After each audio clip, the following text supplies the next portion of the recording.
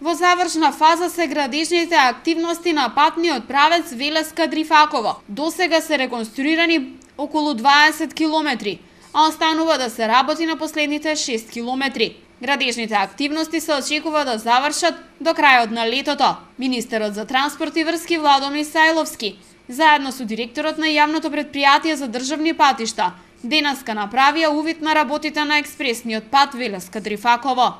До сега се завршени преку 20 км за целиот експресен пат, остануваат околу 6 км кои во наредниве месеци комплетно ќе бидат завршени.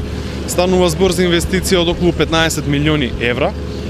Ние, согласно нашата динамика што имаме зацртано, очекуваме до крајот на летото дека комплетно све ќе завршиме, а паралелно ги работиме сите други градежни активности што се за градежни работи, ќе дополнително уште еден алтернативен пат ќе направиме за граѓаните по нивно барање.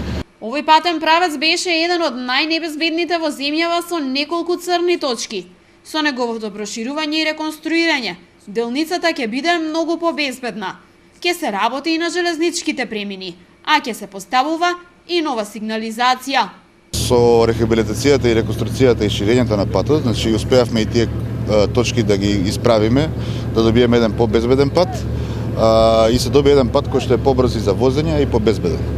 40 години у овој регион не беше вложено баш на овој дел од Велес до Штип, така да сметаме дека со оваа инвестиција многу ќе допринесеме за развојот на овој регион. Следниот месец, според Мисајловски, ќе започнат и градежните активности на патниот правец Кочани-Делчево во должина од 30 км. Според него во завршна фаза се процедурите за новите експресни патишта.